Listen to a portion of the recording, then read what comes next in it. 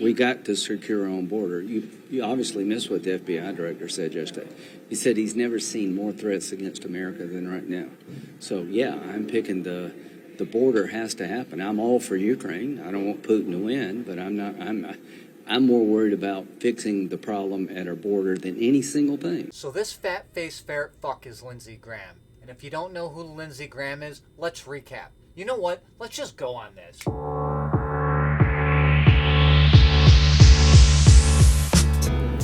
If you can't admire Joe Biden as a person, then it's probably you got a problem. You need to do some self-evaluation. Because what's not to like? A lot. But let's keep the conversation on you, Lindsey.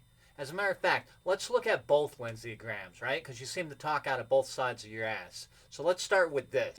Ukraine's very important. So is Israel. So is Taiwan.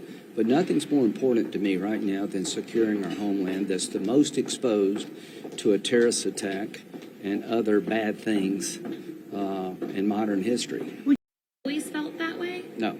What happened? What changed your... Just look what's going on at the border.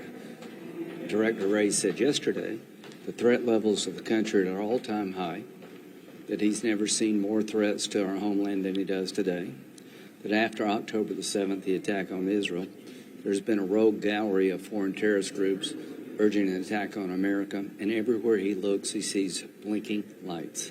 Wait a minute. So you recognize that our border is under the greatest threat it's been.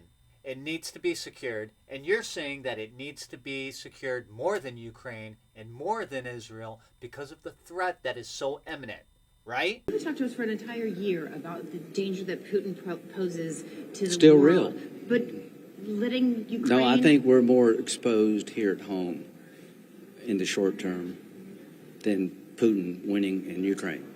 We got to secure our own border. You obviously missed what the FBI director said yesterday. He said he's never seen more threats against America than right now.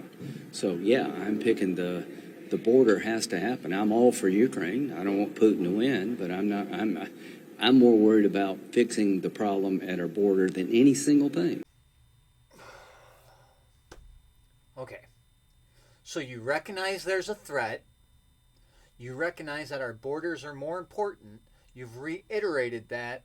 Do you maybe want to do it a third time just because you're so certain? What happens if you can't pass funding to Ukraine this year?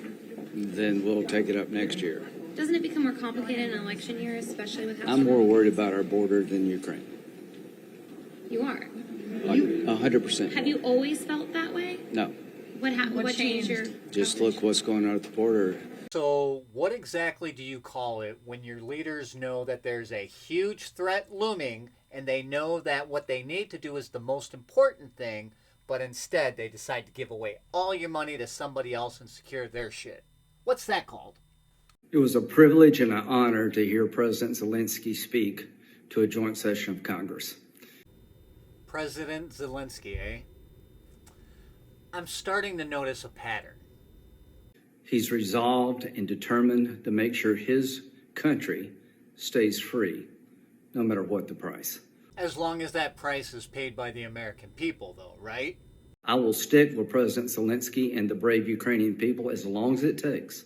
No Americans are dying. They need our economic and military help. I'm sorry. Who do you represent? Whose fight is this again? To the American people, their fight is your fight.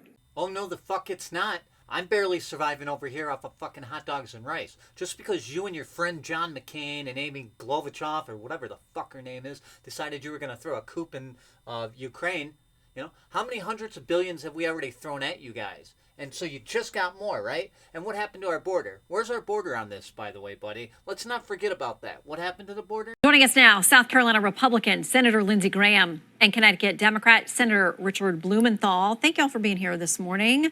We know that you have traveled to Ukraine together. So lube up your asshole, folks, because they're going on Fox News as the Uniparty. Republicans and Democrats together. That can mean only one thing. You're about to get fucked. In World War II, we fought the Germans and the Japanese.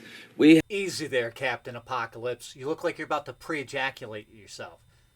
Although it is interesting to acknowledge where you want to take this. They're going to have F-16s. So this idea, give up on Ukraine makes the world safer. If you pull the plug on Ukraine because you don't have enough capability, there goes Taiwan.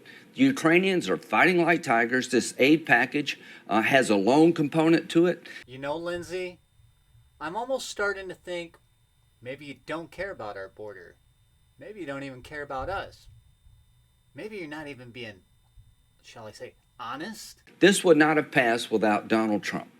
I want to thank the House Speaker and Hakeem Jeffries working together in a bipartisan fashion. I bet you do, you slimy fucking sellout.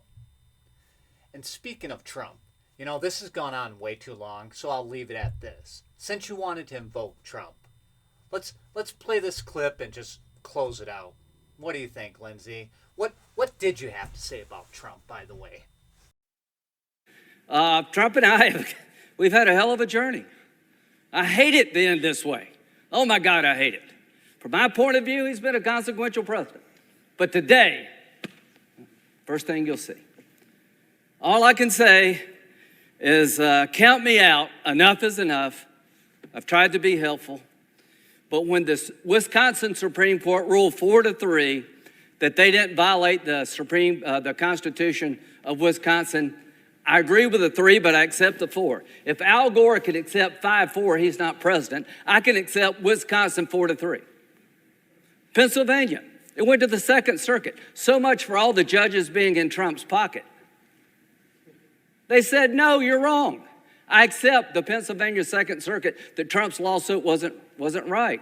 Georgia, they said the Secretary of State took the law in his own hands. He changed the election laws unlawfully.